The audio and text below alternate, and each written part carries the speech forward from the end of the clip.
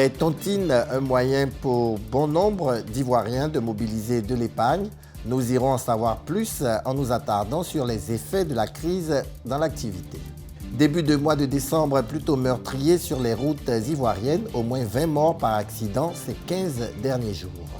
En République démocratique du Congo, l'agence anticorruption accusée par une banque de méthodes douteuses dans une affaire de blanchiment d'argent.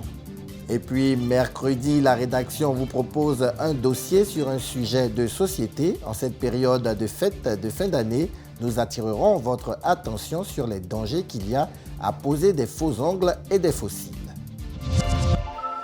Madame, monsieur, bonsoir et merci d'être avec nous sur UFC Africa TV pour vous informer. Démarrons avec de l'économie. Le taux de bancarisation est encore faible en Côte d'Ivoire. Près de 80% des Ivoiriens sont exclus du système financier classique. Une des solutions pour eux est de se tourner vers les tontines. C'est un moyen pour eux de mobiliser de l'épargne. Mais voilà, l'activité est aujourd'hui frappée par la crise. Comment et pourquoi? Les réponses avec Denis Kouman.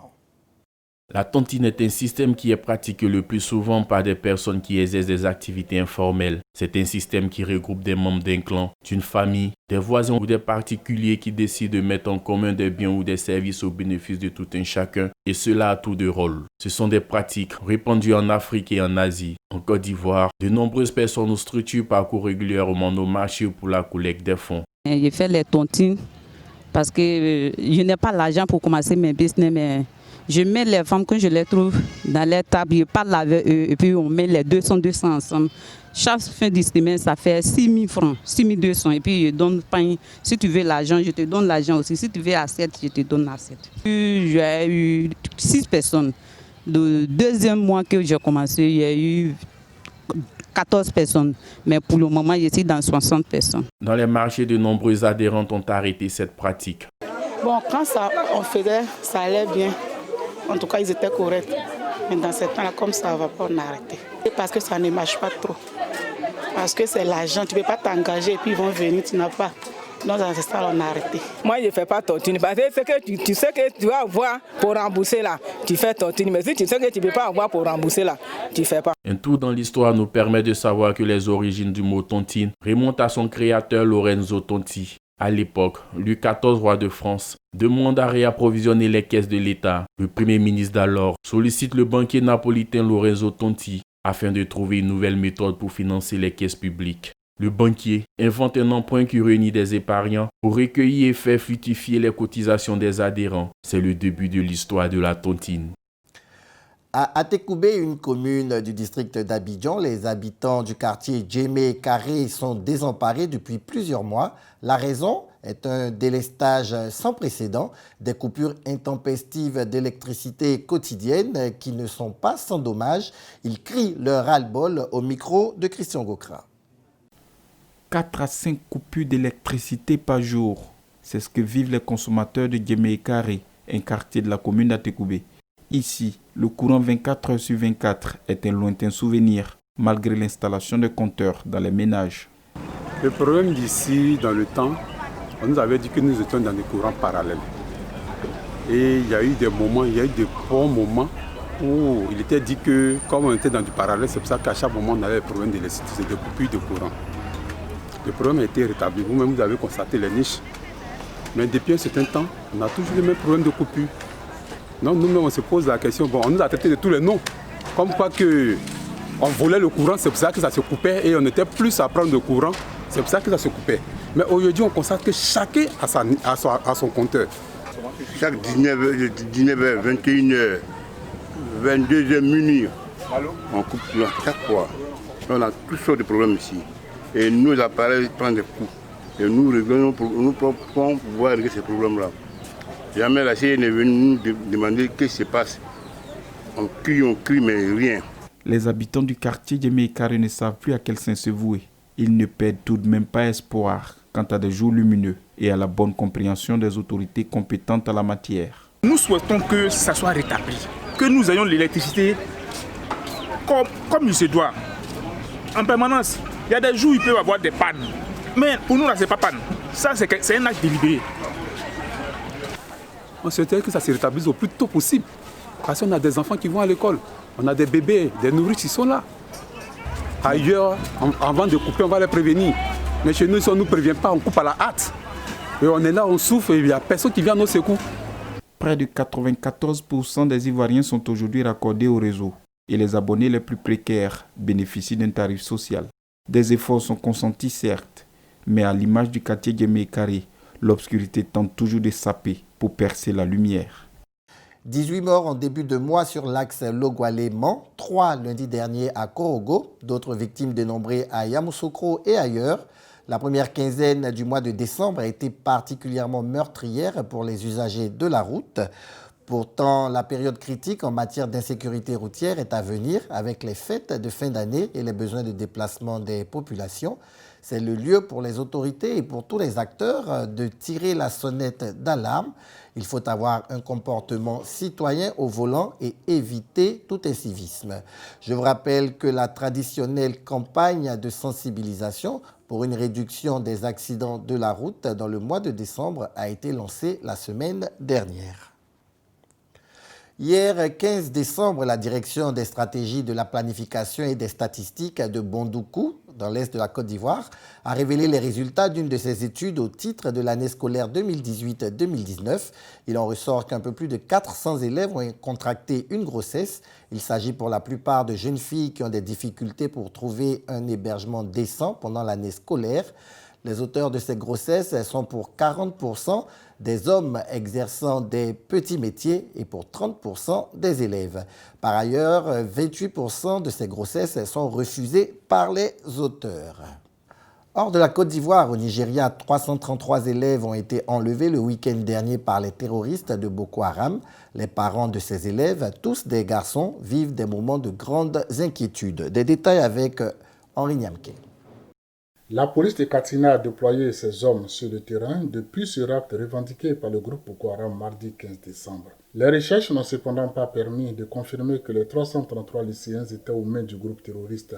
Les recherches se poursuivent et aucun de leurs parents ne souhaite vivre la douleur des familles de Chimbok en 2014, où plus de 276 jeunes filles avaient été séquestrées durant des années par Boko Haram. Honnêtement, je n'ai pas confiance en la déclaration de Boko Haram. C'est un mensonge car Shekou a l'habitude de faire de tels mensonges juste pour embrouiller les gens, disait un parent d'élève. Selon un autre parent, son fils enlevé lui disait souvent que des voleurs armés passaient dans l'école mais n'y étaient jamais entrés, jusqu'à vendredi dernier où ces voleurs ont eu le courage de commettre leur forfait.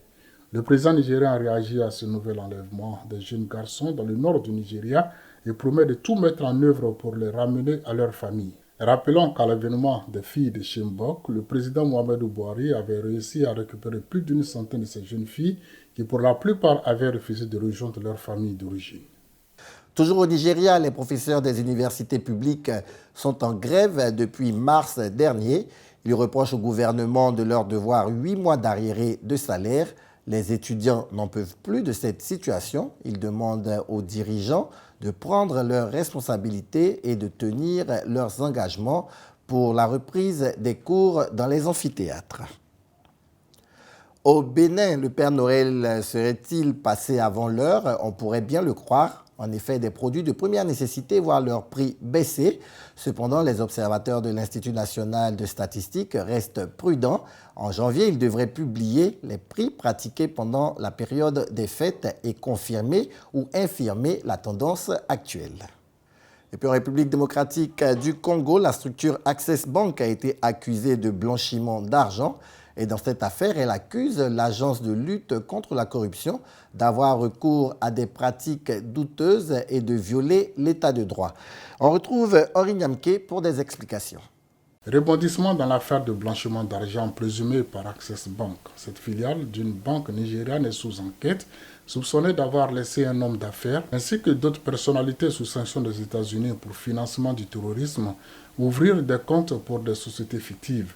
Une enquête avait établi que des millions de dollars avaient bien été versés en liquide sur au moins un compte suspect et retirés par versement.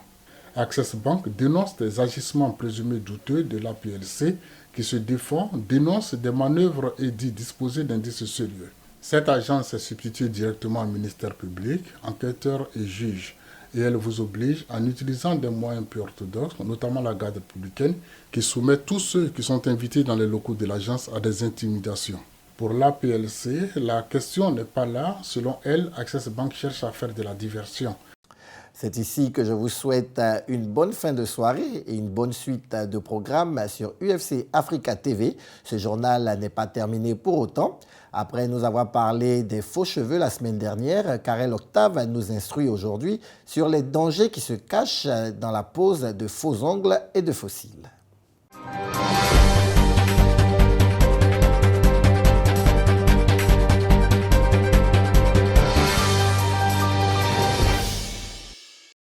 Depuis quelques années, les vernis, les faux ongles, les faux cils et les rajouts des sous-cils ont fait une apparition dans le monde des cosmétiques. Alors la femme a découvert qu'elle pouvait changer d'apparence à sa guise. Depuis, pas un seul jour sans que les salons de beauté ne soient visités. Quand tu es un peu pressé pour aller quelque part, j'ai envie de te faire un petit maquillage chic. Bon, je vois que ça prend un peu de temps. Oh, les rajouts, quand tu les mets une semaine, ça peut faire 3 jours, ça dépend. Ça change. En tout cas, moi, j'ai problème de mais souvent quand il y a des cérémonies, je place pour être encore plus ravissante. Voilà pourquoi je mets. Et depuis lors, je mets, j'ai pas eu de soucis aussi. Malgré je porte les lunettes, ça m'a jamais causé de problème. Souvent, je place, je peux faire 2 semaines, 3 semaines, j'enlève et je continue de porter mes verres. J'ai pas eu de soucis en tout cas. Justement, parlons des problèmes qui pourraient surgir.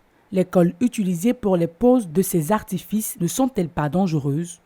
Ça fait 13 ans, 14 ans que je place faux cils, tatouages, faux ongles.